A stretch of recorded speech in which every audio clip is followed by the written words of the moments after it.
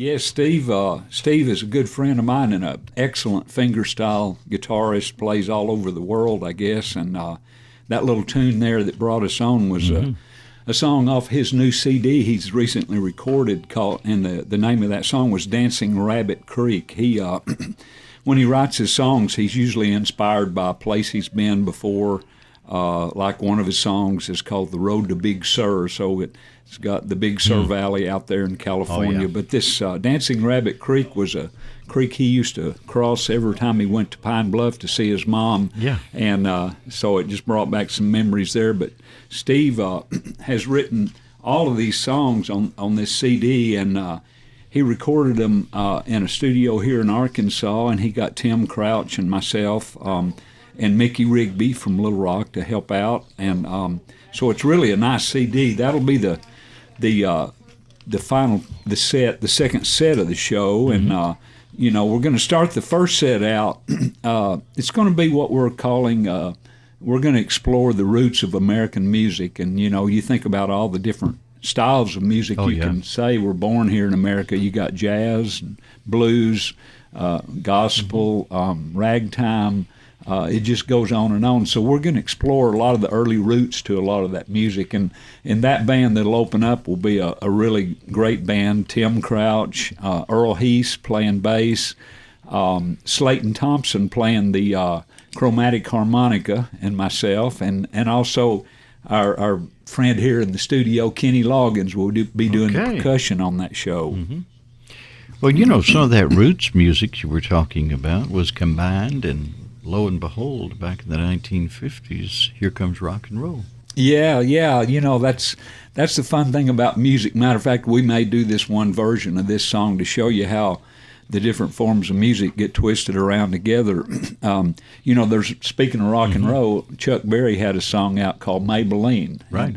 And, as I was going down, it's a great song. Well, then along comes Jim and Jesse, a bluegrass band, and they do a cover of that song. We may end up doing that, but it's fun to see how the different styles of music intertwine. And that's one of the things about Steve's music for the second part of the show. When you hear his music, it's all original, but you see where he's pulled from the influence of all of those different styles, jazz and everything. Absolutely.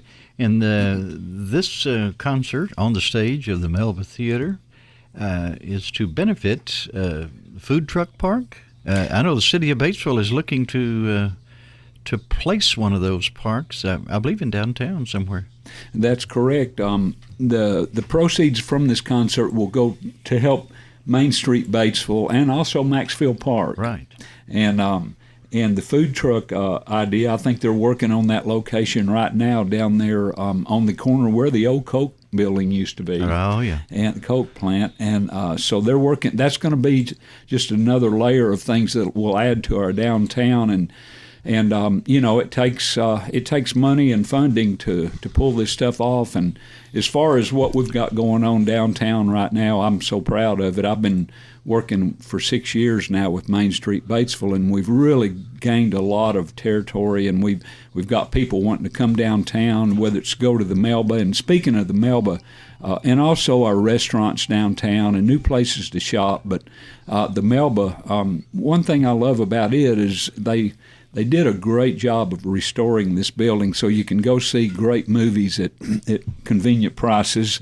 And but also they left enough stage there where we can do a show like this in a room like that. And I tell you, I've only done one show there, and it was last year when we did the James Taylor Carole King. And in that room, it just makes you want to play music. It's a beautiful room. And the acoustics are good. And it just kind of all comes together.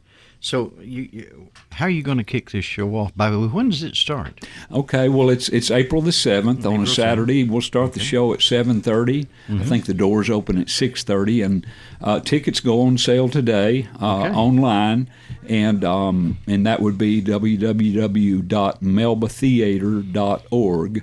Easy to remember.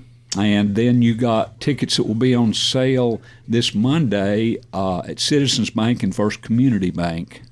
And then the show will kick off. We'll play that set opening up with some lighthearted music. A lot of the early country music had had a good sense of humor to it. Oh, and, very much. So we're going to make you laugh a few times, and then we'll get into the serious part of the show and play Steve's stuff off of his CD, and we'll actually perform his CD live with Tim Crouch and Earl and everybody and Kenny. And one of the great things about this show, I won't be able to see it because my back will be to it, but we're going to be showing images of as the songs are played.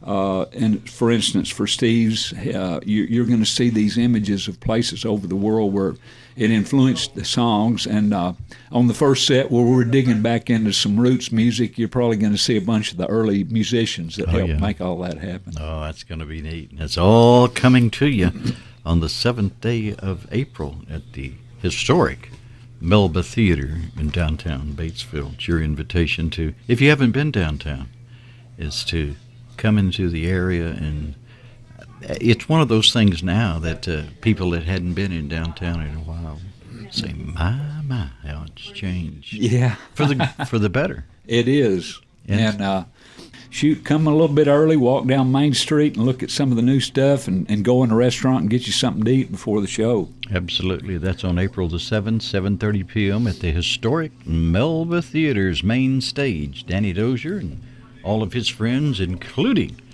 what you just heard there, Steve Davidson. Well, Danny, it's always good to visit with you. Good luck with your project here. Looks like it's going to be a dandy one. Thank you, Gary. Appreciate you having us and all you do for live music in Batesville.